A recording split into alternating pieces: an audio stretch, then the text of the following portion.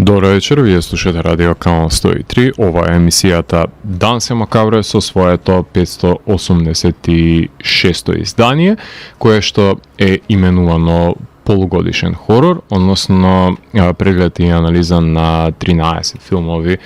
кои ги избрав за најрепрезентативни да бидат во рамките на 2024 година, односно се што почнало треба и да заврши, се што се родило ќе умре.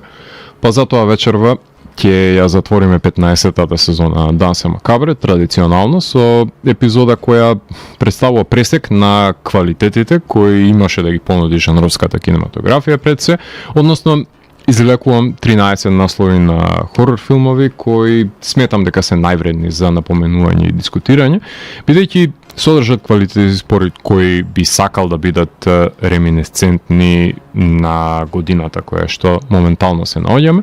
Нема бидат подредени насловите во редослед на поседуваните квалитети, затоа што подредувањето го оставам за последната календарска епизода од емисијата, кога се бираат најквалитетните 10 хорор филма на годината, во кои се разбира дека овие 13 ќе бидат силна конкуренција за да се најдат на таа листа, која и пак се составен дел од пошироката листа од 50 хорор филмови,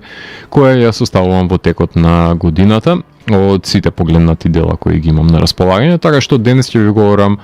за жртвувања, убијци над природни битија, за поседнување на тела и објекти или лиминални пространства кои се протегаат низ хорор жанрот.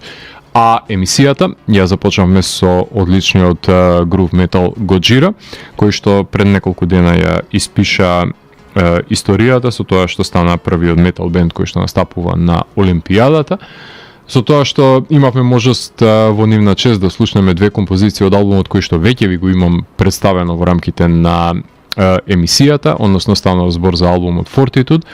Тоа е нивното последно студиско издание, седмо поред, кое е издадено за Roadrunner Records, од кое имавме можност да слушнеме Born for One Thing и Амазонија, двете моќни композиции кои на најдобар начин го представуваат пред се нивниот авторски израз кој што го ставаат од 2000-та година до ден денес со нивните изданија. Имено едно од нивните најизвикани кое што барем во светски рамки ги пробивеше L'Enfant Sauvage од 2012-та, тоа е нивното издание каде грув метал елементите дојдоа во преден домен и секако ова имавме можност да слушнеме композиција од нивниот последен студиски албум кој го издадува после Магма. Значи Магма беше по L'Enfant Sauvage издаден, така што им треба доста време за да снимат нов албум, меѓутоа во текот на тие години додека го создаваат новиот материјал се активни насекаде, настапувајќи ширум светот на долгогодишни турнеи и кои ги круниса очигледно со нивниот прекрасен настап на Олимписките игри. А во продолжение ќе слушнеме композиција од едно ново студиско издание кое што е 10-то поред на култниот стонер рок, стонер метал бенд Orange Goblin, односно ова се англиски пред се heavy metal бенд со стонер вијанија, кој го издадува нивниот нов албум Science Not Fiction, од кој ќе имаме можност да слушнеме две одлични композиции, односно Not Rocket Science е првата и втората е Cemetery Reds. Уште едни миленици на оваа емисија кои неретко и завршуваат на листата на најдобри албуми според Дансе Макабре. А Дансе Макабре е емисија во која 15 сезони се зборува за уметност, во борба против лицемерието, зависта и користолюбието. Тука уметниците се вистински херои, не политичарите, и секој издание е на мала победа против шудот и апатијата. Целта на емисијата е да го доближи квалитетниот филм до секој слушател и да воспостави диалог помеѓу уметноста и реалноста за подобро да го разбереме светот во кој живееме. Вечерва имаме закажано полноќен тан со смртта по 586 пат. Јас сум Златко Ѓеревски, а ви останете со трансмисијата на Канал 103 до крајот на светот. Оваа година постојано ви кукав дека во рамките на жанровската кинематографија се помалку и помалку квалитет се нудеше во поглед на тоа што имав можност да погледнам. Меѓутоа, факт е дека е помал бројот на филмови кои се издвојуваат од другите со оглед на тоа што е огромен број на идеи нели во филмската историја се направени и се ретуширани, малтене во некоја си ново пакување. Меѓутоа, се гледа дека можеби нема исклучителни остварувања во голем број, но постепено се пополнуваше листата на 50 најквалитетни хорор филмови и убеден сум дека веќе имаме репрезентативна топ 10 листа. Доколку сумираме, односно доколку се редуцира оваа листа на 13 филмови кои ќе ви ги понудам денес, на 10 ако се сведе, и тоа како има квалитет на неа, затоа што можеби математички би требало да имаме 25 исклучителни филма до овој момент, ама тие што не се наоѓаат на листата се и тоа како квалитетни, и за овие 13 има што да се каже. Стандардот е многу високо подигнат и само осмици, 8 од 10 условно кажано оценети од моја страна филмови може да се најдат на таа листа, ама ако е сушна годината ќе заврши и некоја седмица помеѓу нив за да се пополни цифрата, а веќе има сериозна борба помеѓу седмиците, тоа можам со сигурност да ви го тврдам, кои едва и чекаат да се ослободи некое место или па да се предомислам, што нема да се случи, ама борбата помеѓу религиозните хорори очигледно оваа година е таму за да земат некое место на пиедесталот. Првиот филм за кој што ќе ви говорам денес е филмот Stop Motion во режија на Роберт Морган, прв негов долгометражен филм кој е попознат по прекрасните кратки филмови The Separation, Bobby Yeah и го сними These Fall Deluxe од антологијата ABCs of Dead и негов е Belial's Dream. Автор кој технички е наследник на тоа што браќата Квај и Јан Шванкмајер го имаат направено во рамки на Claymotion анимираниот филм, а значенски е наследник на Дейвид Линч и Дейвид Кроненберг, кој сними игран филм во кој станува збор за стоп моушен аниматорката Ела Блейк, глумена од Елин Франшози, од која знаеме од The Nightingale, која и помага на незината сега веќе етаблирана аниматорка мајка и Сузан, глумена од Стела Гонет, која ја глумеше кралицата во Спенсер, за да го комплетира незиниот анимиран филм кој што таа го работи со киклоп кој што е аналоген на Рей Харихаусен анимациите, затоа што е оневозможено да ги контролира незините раце, па затоа ја контролира незината ќерка, која знае да каже дека е екстремитет, односно продолжеток на незината мајка. По смртта на Сузан, Ела ќе се обиде да го комплетира незиното дело, но нема да може да ја емулира пред се таа визија која што ја поседувала незината мајка, па при средба со едно мистериозно девојче, глумено од личната Каолин Спрингал, ќе започне да ја отелотворува незината мрачна бајковидна визија за човекот од Пепел, се извинувам, кој за па и доаѓа од Пекол, кој за 3 дена ја прогонува девојката во шумата, за додека се моделираат фигурите со помош на распаднато месо да се оживотворат и започнат да раководат со свеста пред се на аниматорката, која постепено го губи разумот во обид да комплетира пред се своето дело. Овој филм е овогодишниот Медгод, кој во поглед на обседнатоста со процесот на креирање може да се порамни и со Berberian Sound Studio на Питер Стрикленд или па со еден цензор во поглед на забраната на тие видеонестис, односно на екстремните филмови од 80-тите, но амалгамирањето на морничавата детериација преку Claymotion со играната форма го издвојува филмот од останатите филмови, кои ќе има можност да ви говорам во рамките на емисијата, се издвојува буквално од се што ќе погледнете во рамките на годината и токму поради овој успешен хибрид помеѓу двата облици на творење, сметам дека го заслужува своето место на оваа листа, кој е успех за IFC Shudder, кој стана пулени на хорор жанрот за оваа година, на соработка која ќе ја напоменам неколку пати во рамките на емисијата, затоа што на многу добар начин очигледно се воспостави оваа корелација помеѓу поседувањето на филмовите на големото платно, кои завршуваат на една наменски оркестрирана плейлиста, односно платформа каде што се прикажуваат исклучиво хорор филмови кои се наменети за љубителите на овој жанр. така што првиот филм за денес е Stop Motion. Вториот филм е Late Night with the Devil, режисерско остварување на Камерон и Колин Кайрнес. Трет долгометражен филм, предходно ја имаат комедијата 100 Bloody Acres и Scare Campaign, односно омнибусот кој што е составен од мали крвави парчиња. Снимија филм кој е симулација на еден ТВ пренос од 1977 година, во кој водителот кој глуми одличниот Дейвид Дастмалчијан сака неговото шоу да достигне гледаност како еден Карсон Дейли, например. Меѓутоа му фали потребниот шок за привлекување на американската јавност за да ги залепи пред се за малите екрани, па организира една тематска епизода за Хелоуин која повикува скептик магионичар и девојче чие тело наводно е запоседнато од демон да се представат во најаве во јавноста, кој ќе се манифестира во живо и ќе почне да шири хаос во самото студио. Не само што филмот е во линија на одличниот Ghostwatch од 82 и мојот омилен WNF Halloween Special од 2013 се извинувам, како и последниот кој што го гледавме пред неколку години, History of the Occult. Овој Late Night with the Devil беше освежување во жанрот и подсетување дека не е се кажано во поигрувањето со различните начини на снимање на пренос во живо и како истиот може да замине во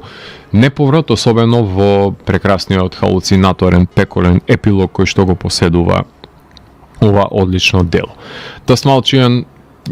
прекрасно предводи филмот на својот грб, а запоседнатото девојче му е верен пандан и со бравура дозволи низиното тело да биде запоседнато од нечестивите сили.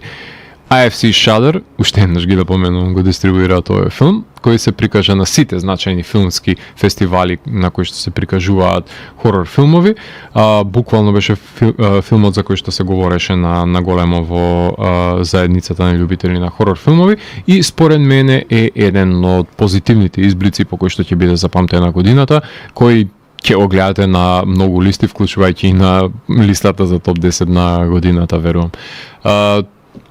Тоа е вториот филм Late Night with the Devil за кој што ви говорам. Третиот ќе биде од селекцијата Love Lies Bleeding, режисерско остварување на Роуз Глас, втор незин долгометражен филм по одличниот Saint Maud, кој сними филм кој не врати во 80-тите, ако претходниот беше во 77 на враќање, овој пат е во 80-тите, уште едно ретро издание, каде Кирстен Стюарт ја глуми Лу, собственичката на вежбалница која ќе се залюби во Джеки, глумена од Кети О'Брајан, бодибилдерка која е на поминување низ градот во кој што живее. Лу со цел да земе учество во изборот за најубава бодибилдерка во Лас Вегас, подготвувајќи се за преварот токму во вежбалницата на Лу. Штом се инволвираат во семејните неслоги на фамилијата на Лу, односно застанат на страната на сопругата на ликот глумен од Дейв Франко со неговата извонредна джигерица по која што е препознаен, кој ќе го помодри незиното лице затоа што е насилен, типизиран лик на насилен сопруг од југот. Сад Джеки ќе искористи стероидната зависност за која ќе биде запознаена пред се од љубовничката, да му го смачка неговото лице во клуб масата и со тоа што ќе започне да го трупа домот со мртви тела кои ќе треба Лу да ги отстрани пред да му влезат конкретно во трага властите или пак таткото на Лу од друга страна, кој што е глумен од проќелавениот со долга коса Ед Харис, кој е антагонист со кој треба да се плашат и тоа како, затоа што е подготвен сите да ги закопа во земја за да го добие тоа што му треба, штом дознае кога пред се што се случило со неговиот син. Колку и да е атипичен филм за Роуз Глас, затоа што за разлика од Saint Maud, кој беше, например, тивок, кроток филм, овој е агресивен, негов антипод може да се каже, истражува тестостеронската страна на жената и зависностите кои стероидите ги раѓаат во оваа ера каде акцентот се става на мажественоста, на мускулите се става во преден план, кој не е за сечи вкус, тоа морам да го потенцирам, меѓутоа незиниот подпис веќе е препознатлив и се образува во Холивуд и ретко кој може да го негира квалитетот со кој што таа ги снима нејзините филмови и со оглед на тоа што колку денес има фиксација на бодибилдерството, односно на посетувањето на вежбалниците и популаризирањето на сликањето на мускулите за Инстаграм, мислам дека е повеќе од погоден филмот да се емитува и да се создаде во денешницата. Уште еден бисер од филмскиот каталог на A24, едно реваншистичко издание на Бони и Бони, кои оставаат крвава трага зад себе во Love Lies Bleeding. И четвртиот филм, кој исто така имав можност да погледам на почетокот на годината, беше Godzilla Minus One, конечно го добивме и тој филм на Такаши Ямазаки, кој има 20 филмови зад себе, познат како режисерот на Parasite 1 и 2, The Fighter Pilot, Lupin 3 The First, Stand By Me, Doraemon серијалот и многу други филмски остварувања. Godzilla Minus One е филм кој е предводен од Шикишима, односно воен пилот, камиказа, и негова должност е, се разбира, да загине во војна во името на државата. Неколку пати се пресретнува со смртта, но секогаш ја избегнува, вклучувајќи и пресметката на боиштето во светската војна, каде неговите пријатели од војската умираат од како ќе се појави джиновскиот монструм Годзила. И ги покоси сите, освен него. Камиказа која преживува војната во Јапонија, се подразбира дека ќе страда од недоблесен живот и срам од околината, и на својот грб нели ќе ги носи сите тие кои положиле живот во името на државата, но тој не го сторил тоа, живеејќи нели во срам и од околината, меѓутоа и од себе си, бидејќи не било можност нели да го одвлече вниманието на Годзила, односно Годжира, ако повеќе сакате, ако се држиме до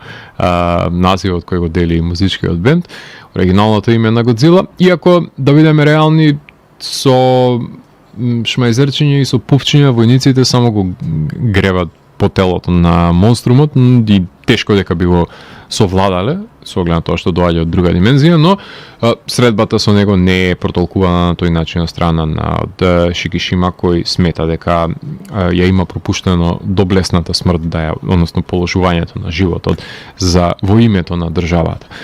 Причината зашто ова е успешно пробудување на зверот од страна на продукцијата Toho, кои важат за едни од најзначајните дистрибутери на јапонските жанровски филмови, кои, колку јас што сум запознаен, ќе извадат и црно-бела верзија овој месец на филмот, е тоа што создадоа дилема и пред се емоционален конфликт на лик со самиот себе, со наспроти убедувањата нели на заедницата и на своите очекувања,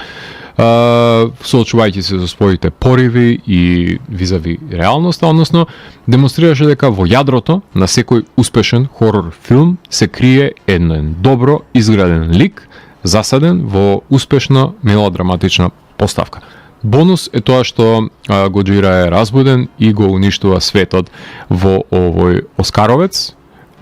точно хорор филмот кој што беше награден со Оскар за најдобри визуелни ефекти, односно освојувајќи ја статуетката, кој стана гордост на жанрот за ова година. Не е квалитативно на рамништето на Train to Busan, меѓутоа е најзначајниот филм во франшизата за Годзила по појавувањето, се разбира, на оригиналниот филм. Така што четвртиот филм за вечерва кој што ви говорев е Godzilla Minus One. Правиме тука една кратка музичка пауза и ќе се движиме во линијата на heavy metal звукот, со тоа што продолжение ги слушаме швеѓаните Dream Evil, односно еден култен бенд кој што исто така работи некаде од 99-2000 година. Јас ги открив со нивниот трет студиски албум The Book of Heavy Metal од 2004 година, кој буквално го од Century Media, кој што беше синоним за мојот развој како љубители на heavy metal звукот, со тоа што денес имаме можност да слушнеме композиции од нивниот седми студиски албум, кој гласи Metal Gods, кој го издада неодамна, и од него ќе слушаме насловната композиција и Born in Hell, а во продолжение на нив слушаме една супер група, односно станува збор за соработката помеѓу поранешниот вокал на Антракс и сегашниот вокал на Armored Saint, односно Џон Буш. Потоа во бендот членува и Фил Дамел, кој што имавме можност да го гледаме во Македонија додека настапуваше со бендот Machine Head. Потоа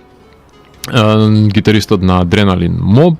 басистот на Exodus и тапанарот на Shadows Fall. Така што ова се членовите кои го образуваат бендот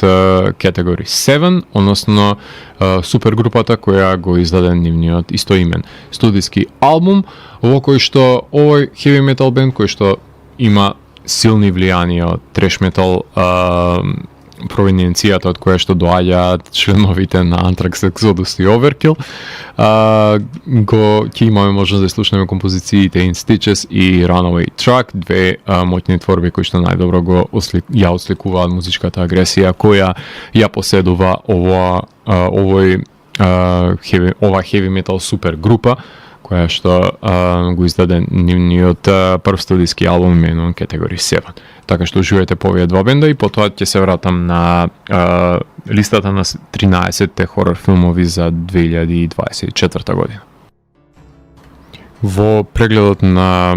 топ листата од 13 наслови кои ја означија 2024, барем првите 6 месеци во рамките на жанровската кинематографија, доаѓаме до петтото место, односно петтиот филм кој што ќе ви го предложам, а тоа е филмот Abigail, во режија на Мед Бетинели Олпин и Тайлер Жилет, односно тоа е петтиот нивни долгометражен филм кој се составен дел од дуото Radio Silence, кои зад себе ги имаат кратките филмови кои се наоѓаат во серијалот VHS и во серијалот Southbound, како и долгометражните Devil's Due, Ready or Not и врисоците 5 и 6. Во Abigail станува збор за неколку нерани мајковци кои глумат опасни криминалци кои киднапираат едно мало девојче, балерина, која да ми ти била ќерка на еден мафијаш за која се задолжени да ја чуваат во вилата и наредниот ден да ги добијат нивните милиони за уцената која што ја спроведуваат. Секако дека тука има едно големо арно-ама, затоа што малата има заби и не се плаши да ги употреби, односно сведувајќи го делото на нејзината препознатлива игра со храната која што е послужена за да го добие вниманието на отсутниот родител, минимализирајќи можноста за преживување на заложништвото на киднаперите, каде во филмовите на Radio Silence знаеме дека мора да има и финална девојка која секако ќе треба да биде облеана во крв, која ќе ја напушти последната сцена од филмот. Таков е и случајот и тука, со тоа што Джанкарло Еспозито ја најмува бандата која треба да ја чува балерината, глумена од одличната Алиша Вир, а во бандата може да ги забележиме и Кетрин Ньютон, и Мелиса Барера, и Ден Стивенс, Вилијам Котлет, Кевин Дюрант и во неговата последна улога се појавува починатиот Ангус Клауд, кој има прилично комични реплики во овој филм. Од сам мрак до зори беше филмот каде вампиризмот беше скриената карта која беше искористена за време на пресвртот, меѓутоа да бидеме реални, тогаш немаше интернет и бомбардирањето со информации не беше до тој степен застапено и можеше да се крие таа карта. Меѓутоа, во денешниот свет, каде живееме од експлоатација на бескорисни информации, не може еден Universal да скрие дека балерината е вампирка, затоа што маркетинг кампањата, например, би било исклучиво за луѓе кои што сакаат да гледаат филмови за киднапирано девојче и ништо повеќе не би требало да се образложи обелодени во филмот и тоа би било сосема поразличен филмот кој што тој имавме да го погледнеме, така што многу тешко е да се скрие овој пресврт во денешницата каде има будни очи на секаде, ама ништо не се смени затоа што беше крвав како што би очекувале од Radio Silence да добиеме. Значи, акциони елементи, има колку ви душа сака и еден од најзабавните предсеакциони хорор филмови на годината представуваше Abigail. Шестиот филм за кој што ќе ви говорам денес е She is Conan, во режија на Бертранд Мандико, односно тој е авторот на филмовите The Wild Boys од 2017 и After Blue од 2020, значи She is Conan е неговиот трет долгометражен игран филм во кој стана збор за Конан, која ја пресретнуваме во различни стадиуми од животот, глумена од разноврстни актерки во 6 периодизација од сумерска доба до блиската иднина, придружена од демонолико битие со кучешки лик именуван како Рајнер, а глумена од култната актерка Елина Ловенсон, која служи како нејзин Вергили во ремесленото патешествие низ постоењето на Конан, соочувајќи се со дивергентни предизвици во секој стадиум на нејзиното битисување, со тоа што ова е пред се атипична адаптација на варваринот Конан, кое представува едно феминистичко прераскажување на овој стереотип на алфа мажијаците и примитивизмот, но начинот на кој што Мандико се изразува е всушност мешање на артхаус со грайндхаус, односно на висока естетика со сонливи пространства до грозоморно расширечување на телата и еден пат низ пеколот проследен со овој кервер, ако повеќе сакате. Истиот кинематографер на Knife Plus Heart го сними и овој филм, па затоа може да се најде таа визуелна паралела помеѓу овие две тематски различни дела, но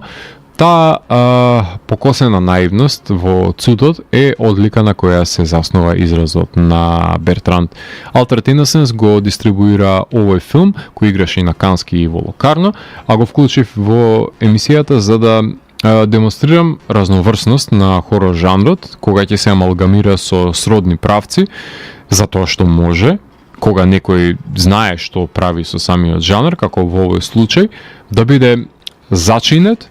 од страна на жанровските елементи кои ќе ја направи творбата да биде дистинктивна од останатите. Значи, во прашање е експериментален хорор филм, со тоа што пред се допира до најразлични жанровски тропи кои се надвор рамките на хорор жанрот, допира и до експлоатациониот филм, допира и до артхаус мелодрами, така што расплинете на сите страни овој филм и сето тоа е одлично оркестрирано од страна на Бертранд и затоа сметам дека треба да го напоменам на оваа топ листа, затоа што хорор жанрот знае да биде експериментален.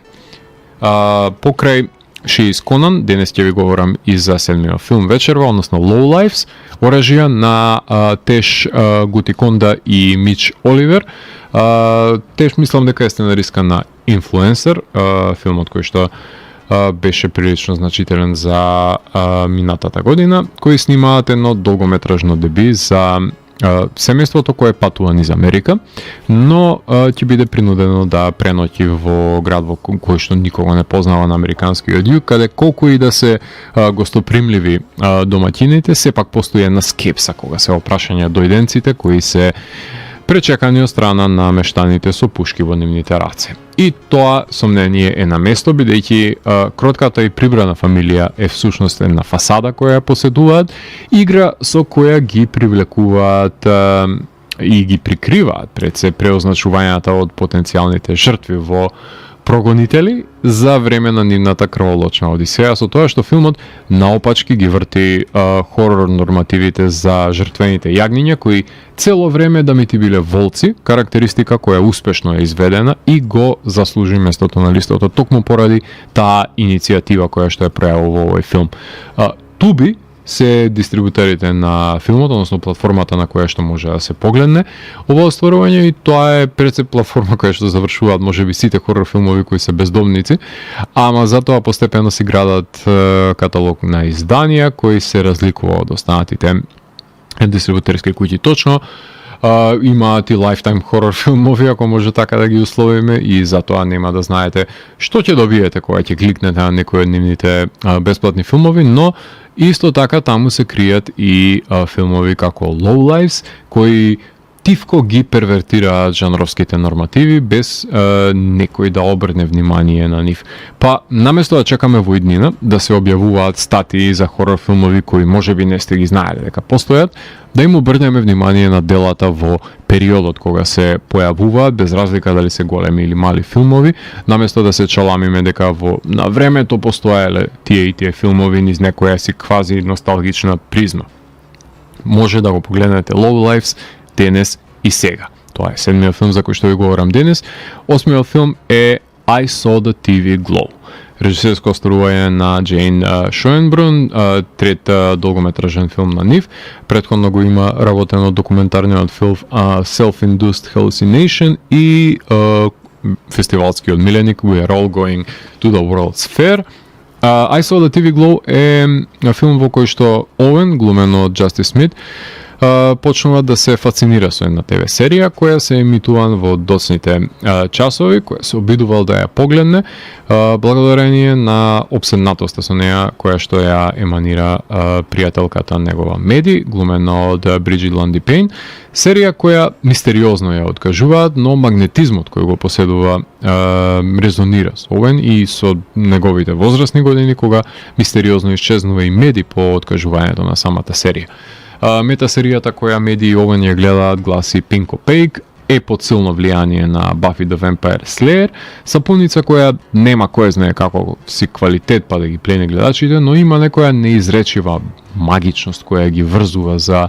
екранот, најпрво Меди, а потоа го индоктринира и Овен во овој Twin Peaks за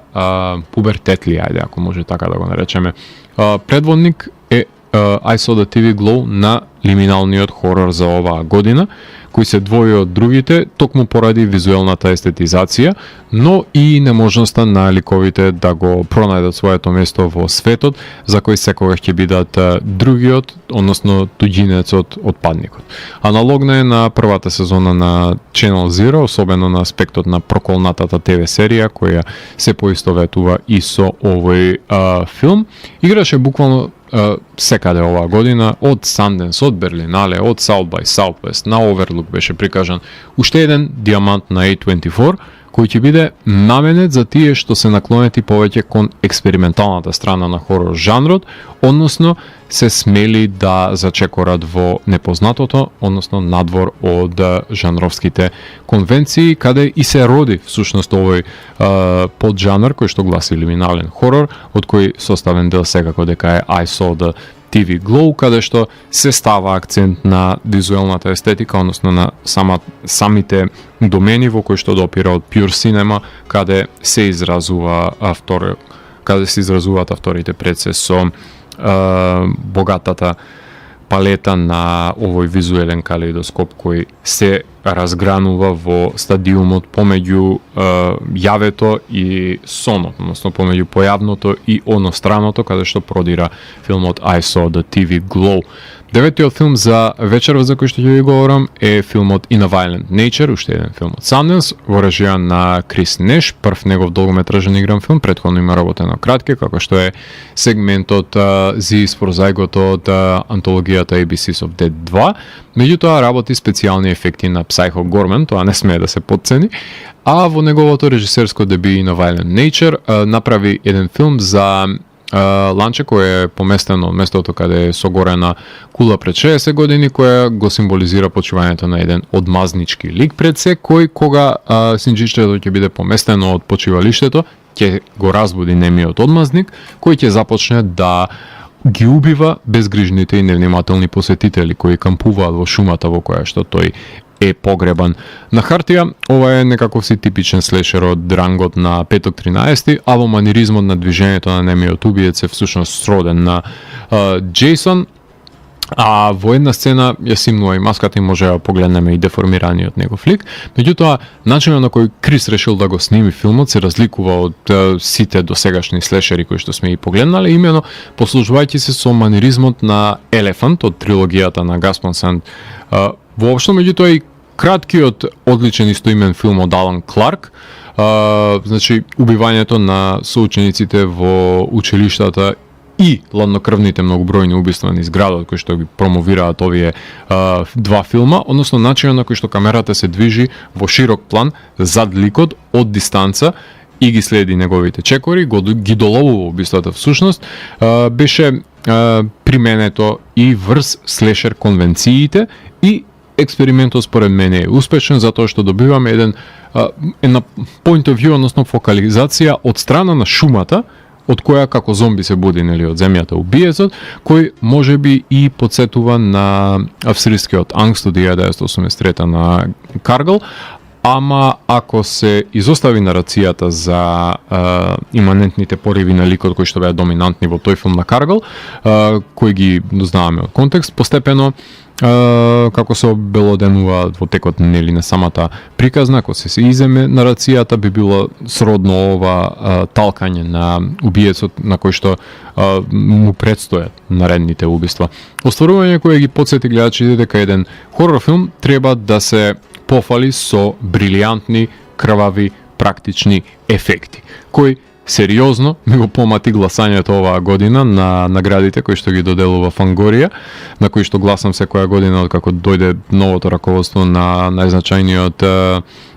на едно од најзначајните списанија во рамките на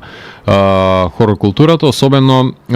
протнувањето на главата низ стомак кое што може да се забележи во овој филм, кој е прекрасно изведено. Едно од, односно тоа е секторот од гласањето каде што мора да се изведе фаворизираното убиство, кое тоа беше за кое што јас гласав. Филм кој го освежи формулаичниот слешер поджанр со нов начин на снимање кој може да мотивира други автори да одлучат да се пробаат, да ги предизвикаат конвенциите на самиот поджанр, како што на времето, например, Scream или па Behind the Mask го направија во рамките на нивниот постмодерен пристап, а не само да се подпираат строго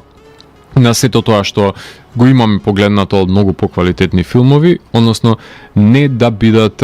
епигон на нив со преповторување на сцените во многу полош манир и со помал буџет, едноставно да се скршат конвенциите, а сепак да се зачува тоа што е препознаен еден слешер хорор.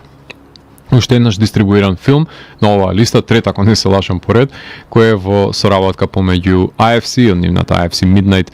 селекција и Shudder. AFC ги купуваат овие филмови од филмските фестивали и ги промовираат во големите киносали на лимитирано прикажување пред да завршат на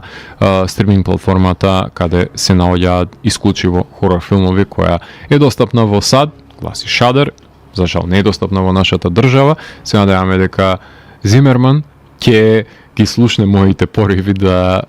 се прошири пространството на корисници на Shudder дури и на Балканот. Со тоа што ова беше филмот кој во рамките на слешер жанрот се пресмета со конвенциите кои ги има и направи еден хибрид кој е уникатен за разлика од другите филмови, така што и на Violent Nature ќе се издвои од сите нив токму поради овој пристап. Правиме тука една кратка музичка пауза, односно во продолжение ќе слушнеме најагресивните бендови за вечерва. Секогаш издвојувам еден сегмент кој што е наменет за екстремните метал правци, односно ќе почнеме малку потивко, односно ќе слушаме Sunfall со композиција од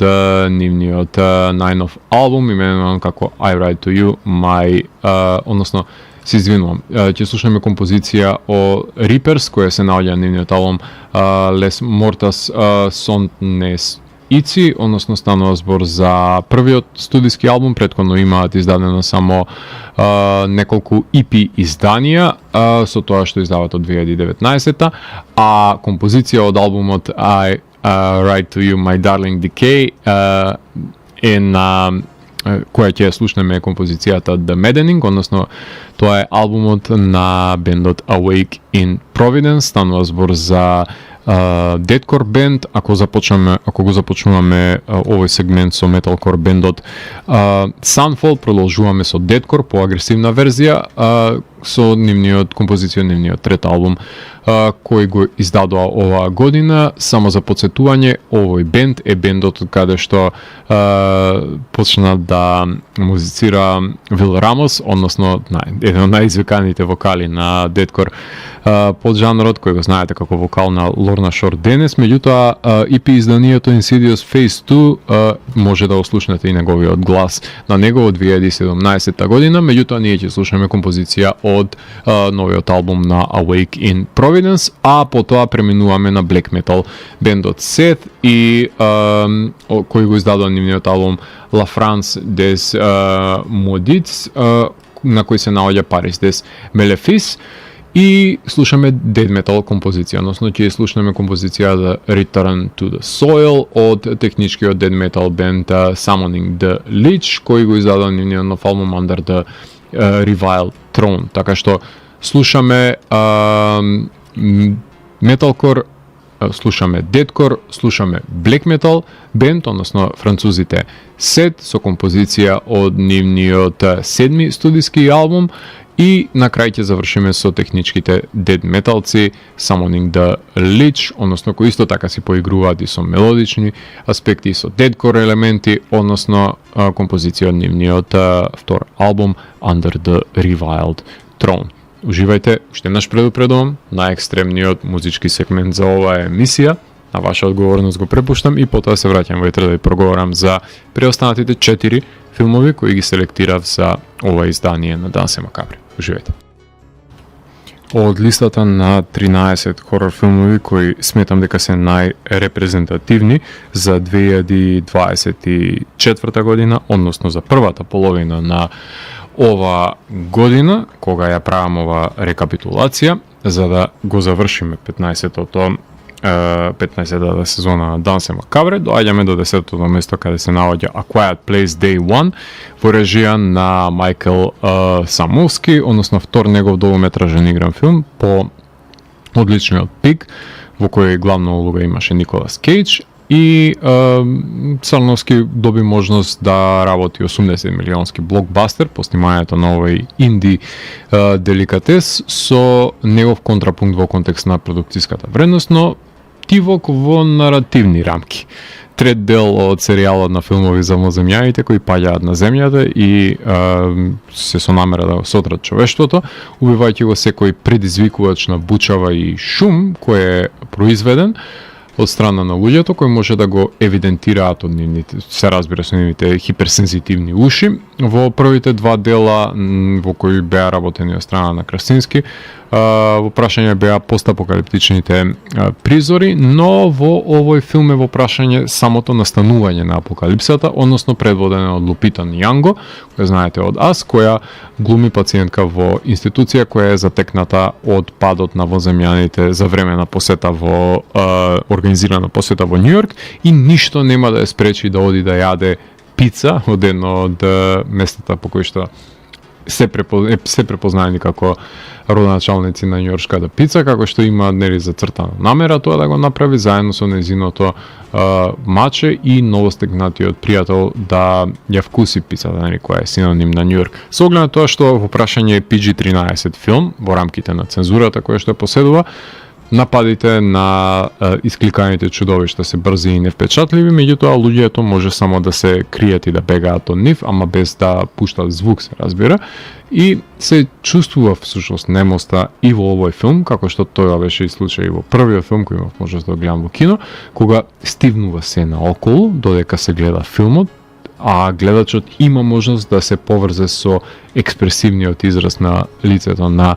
Лупита, така што и ова е филм со чудовишта кој има една суицидална мисија во срцевината со која ќе се поистовети самиот гледач. Секако дека не е на рангот на првиот, меѓутоа е многу поквалитетен од вториот филм, според мене, и ова е филм на Paramount во соработка со Platinum Dunes, кој се темели на односот на аудиториумот кој ќе го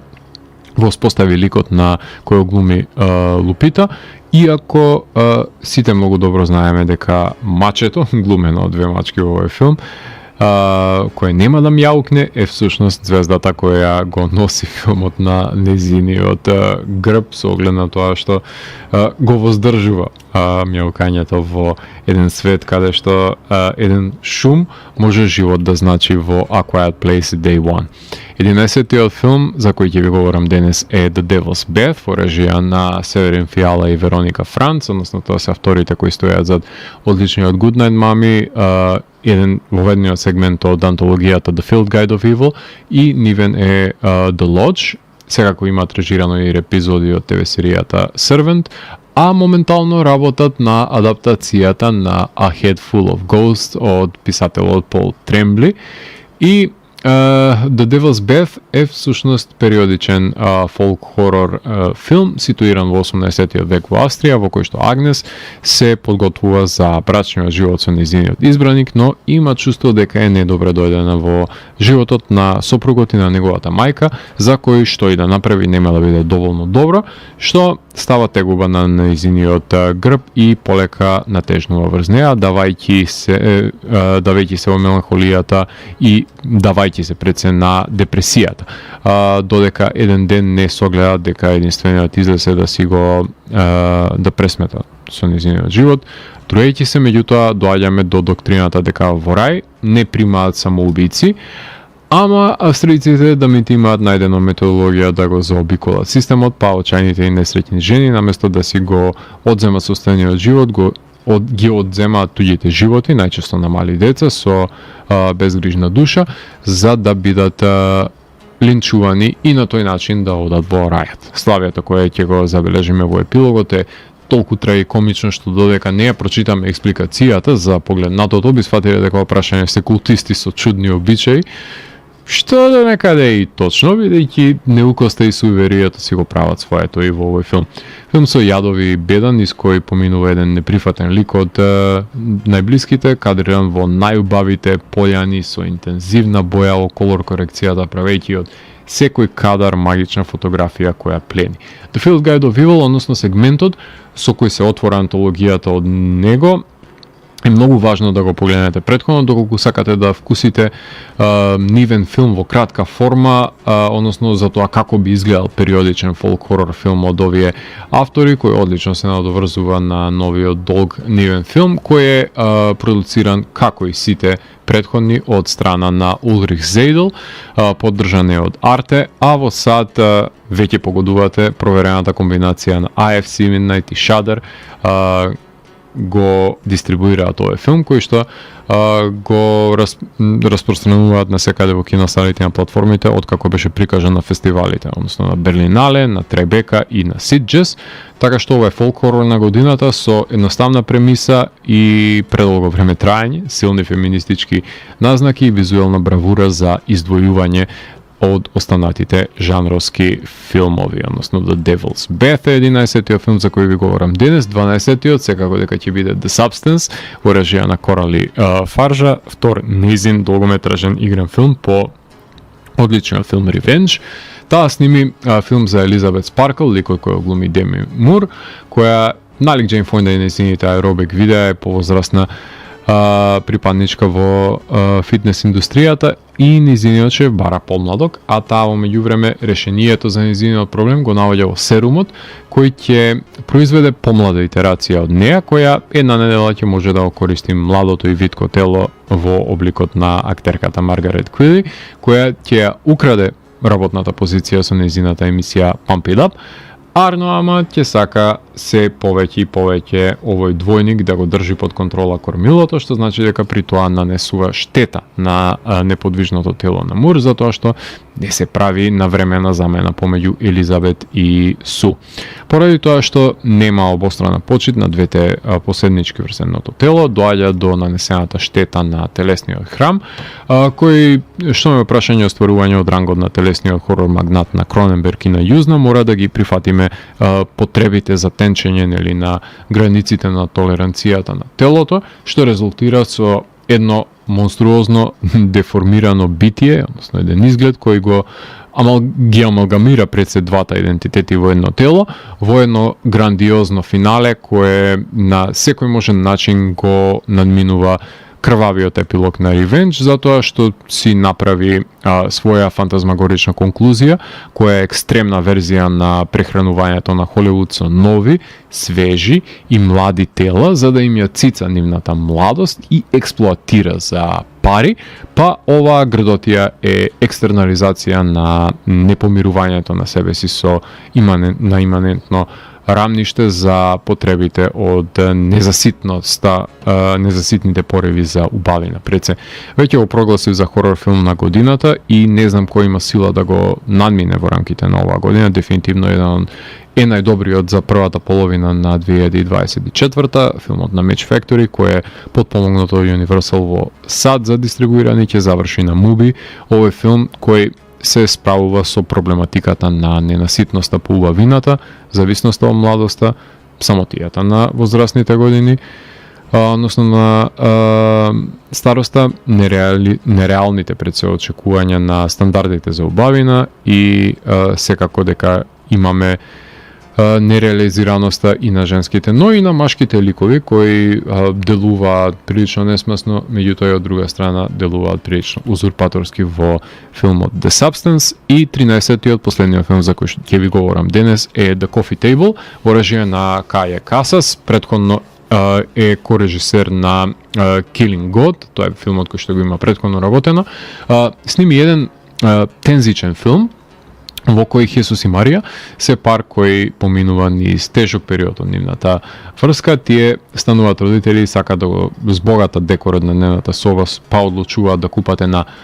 нова масичка за кафе, одлука која на немил начин ќе го промени нивното секојдневно постоење. The Coffee Table максимално го искористува стравот на секој родител дека мало внимание е потребно за да се загрози животот на бебињата кои треба да бидат згрижени, како што е случајот со овој филм, каде поради нефункционалноста пред се на купената масичка во комбинација со уморот и фрустрацијата доаѓа до несреќата на овој филм. Убавината на филмот лежи тоа што само протагонистот и публиката се свесни за слученото. Тука се образува таа заемна врска на сознавањето на тајната, меѓутоа не е тоа тајна која може да биде погребана. Напротив, минути се во прашање во кои таа ќе биде обелоденета и во целост ќе бидат одземени слободите и привилегиите кои ги уживаат ликовите, заканувајќи се го обстојувањето и на самиот брак. Токму во таа тензија се крие бисерот на филмот, затоа што Хесус се воздржува од кажувањето на вистината и трага по начин како да го пролонгира неизбежното, и тоа создава загадочна атмосфера која ретко кој може да ја предизвика. Многу ме подсети на останатите шпански филмови од еден серијал кој што гласеше Пеликулас para no dormir, кој беше популарен во 2006-2007 година, своевидна антологија во која исто така имаше вакви микробуџетни филмови во една локација со грст актери, односно шпански одговор на Masters of Horror беше овој серијал на филмови, а во прашање на овој филм кој иако имаше премиера на Tallinn Black Nights од 2022 година, минатата година играше на фестивали и беше наградуван каде и да се прикажеше, и дури оваа година стана дигитално достапен за да може да го погледнеме, затоа да не се чудите зашто промовирам во емисијата филм од 2022 кој гласи на IMDb, меѓутоа имаше пролонгиран процес на прикажување по фестивалите додека не ја добие својата дигитална намена. Американскиот дистрибутер Синофобија Релисинг е виновен за тоа, со многу мал каталог, имаат од десетина изданија за себе, па затоа можеби акцентот беше ставен повеќе на фестивалскиот живот за да се зборува за овој филм, да се дигне прашина, отколку да биде фрлен и малтене погребан на стриминг платформите. Барем сега гледачите со оваа премиса и со овие квалитети кои ги содржуваат тензијата која ја поседува и е конзервирана во овој филм, ќе знаат барем на стриминг платформите потенцијалните гледачи да го побараат овој филм, да знаат дека е воопшто составен дел на нив. Освен една крвава сцена околу која се одвива целокупниот филм, се останато е напнатост, тензија која секој момент може да експлодира во филмот The Coffee Table. Тоа беше 13-тиот филм за кој што ви говорев денес. Има уште многу филмови до крајот на годината да се погледнат, како што се Longlegs, Maxine, Nosferatu, Terrifier 3, Chime, Oddity, Humanist Vampire Seeking Consenting Suicide Person, Alien Romulus исто така треба да го погледнеме, така што ова се филмови кои се потенцијални застапници, односно филмови кои што може да бидат составен дел од листата на најквалитетни 10 хорор филмови за годината, и да не успее ниту еден од нив да се најде на неа. Имаме и тоа како квалитетни филмови за промовирање, како што овие 13 предлози се кои ви ги дадов денес. Исто така треба да ја напоменам борбата на филмовите кои со нетрпение го чекаат своето место помеѓу избраниците, односно филмови какви што се The First Omen, Immaculate, Lisa Frankenstein, Humane, Handling the Undead, Frogman. Ова се филмови кои се составен дел од топ-листата на кои се обидуваат да се продрат во топ-листата на 50-те хорор филмови, ќе бидат, се разбира, составен дел од неа, меѓутоа позиционирањето е дискутабилно каде ќе биде на нив на самата листа, меѓутоа тоа ќе го обзнам во последната епизода на Данс е Макабре за календарската година. Да рекапитулираме, филмовите за кои ви говорев денес се Stop Motion, Late Night with the Devil, Love Lies Bleeding, Godzilla -1, Abigail, She is Conan, Low Lives, I Saw the TV Glow in a Violent Nature, A Quiet Place Day 1, The Devil's Bath, The Substance и The Coffee Table. Ова се 13 филмови кои се топла препорака од моја страна да ги погледнете доколку имате можност, затоа што се според мене најквалитетните филмови од жанровска провениенција во почетокот на годината. И на крајот на оваа емисија сакам да го изразам моето заблагодарување. Традиционално во последната епизода од сезоната одвојувам време да се заблагодарам најпрвин до сите слушатели кои одвоија време да ги слушаат епизодите од 15-тата сезона на радио емисијата Данс е Макабре и на сите слушатели кои го инвестирале нивното внимание и доверба во емисијата изминатите 15 години, затоа што без нив ќе немаше кому да се обраќам сите овие години. Коските ги остави во оваа импровизација од радио и се надевам дека ќе имате разбирање за пропустите и недоследностите кои сум ги имал во текот на сезоната, кои се разбира дека биле предизвикани од умор. 15-тата сезона стицнав заби и реализирав 35 епизоди, 5 повеќе од претходната. Бројот не е поголем затоа што покрај ова реализирам и уште две други емисии, како што се ТВ103 и Видеологија, така што да беше достапна модерната наука и технологија, да можев да се поделам на 3 места, ќе имаше поголем број на епизоди. Данс е Макабре, ама до тогаш ќе добиете онолку епизоди колку што моето кревко здраве може да ми допушти. Така што Данс е Макабре е продукт на љубов од моја страна, која има добиено повеќе од колку што заслужува, која и да е емисија на медиумите и има направено многу повеќе за промовирање на домашната култура колку што добива почит за заслугите. Може барем името на емисијата да биде научено за изговарање и да се даде должната почит во овие 15 години кои се поим за една кариера во новинарството, барем според мене. Во овие 35 епизоди реализирав за мене рекордни 11 гостувања на домашни режисери и режисерки. Започнавме со Марен Гавриловски да зборуваме за кинохитот Те дуажи ми мене. Продолживме со Батухан Ибрахим да говориме за краткиот филм Мавера, со Игор Алексов говорев за Лена и Владимир, со Вардан Тозија за М, со Јани Бојаджи за Кино љубов, со Александра Кардалеска за краткиот сценариото, па потоа поминавме низ филмските достигнувања на режисерот Јане Спасиќ и Ѓорѓе Лазов, за патот на представникот говорев со Александар Ковиловски, за време на бетон говорев со Игор Иванов Изи и со Јане Алтипар Маков говорев за Brainstorm на The Hip, на кој сум им срдечно благодарен за доверената доверба и одвоените ноќни часови да проникнеме во нивните творби. Минатата година имав цел да го дуплирам бројот на гостувања и тоа го остварив, докажувајќи дека дадениот збор на уметникот вреди многу повеќе од тој на политичарот. Зголемениот број на епизоди на домашните филмови значеше и намален број на епизоди од останатите уметнички гранки кои ги покрива емисијата, но сепак дојдоа 7 бендови и музичари од разни проекти да говорат за нивното реализирање, односно Lincoln Letter, Psevdanor, Agremorta, Rastained, Lufthansa, Strockpost и Trendkill, на кои им се заблагодарувам што одвоија време и имаат трпение да ги анализираме нивните дела песна по песна. Ја продолжив убавата традиција, последното гостување од сезоната да ми биде на подпомогнато од Никола Кузмановски, односно да стави печат на сезоната со неговата нова книга збирка раскази, преводи на Лавкрафт, односно Сенката на Динсмут и други грозоти, на кому му се заблагодарувам што напорно работи да се збогати домашната преведувачка ризница и ги пополни празнините за постаментот на модерната книжевност, какви што представува Хауард Филипс Лавкрафт. Во овие 35 епизоди направив репортажа на домашниот филмски фестивал Cinedis и преглед на филмовите кои се прикажаа на 3 од 4 големи фестивали Sundance, Berlinale и Кан, и тоа неколку денови по нивното завршување за да бидеме во текст со случувањата во државата и во светот на филмски план. Овие 35 епизоди, заклучно со ова издание, направив 8 епизоди во кои рецензирав нови филмски остварувања од едицијата Макабре Филмфест, например, во кои е вклучен и изборот на хорор филм на годината. Да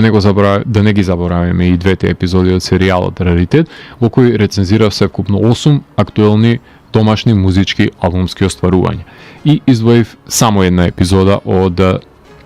оваа сезона за родоначалникот на називот на емисијата, односно Старото момче Дилан Дог, каде рецензирав 10 стрип изданија од серијалот. Многу епизоди ми останаа нереализирани затоа што неделното темпо бара континуирано посветување и кога ќе ја направам проценката дека нема да го имам слободното време да го посветам на истражувањето и подготовката, одлучувам да не ја реализирам епизодата затоа што сметам дека заслужува поголемо време и внимание, кое ако не го жртвувам, нема зашто да се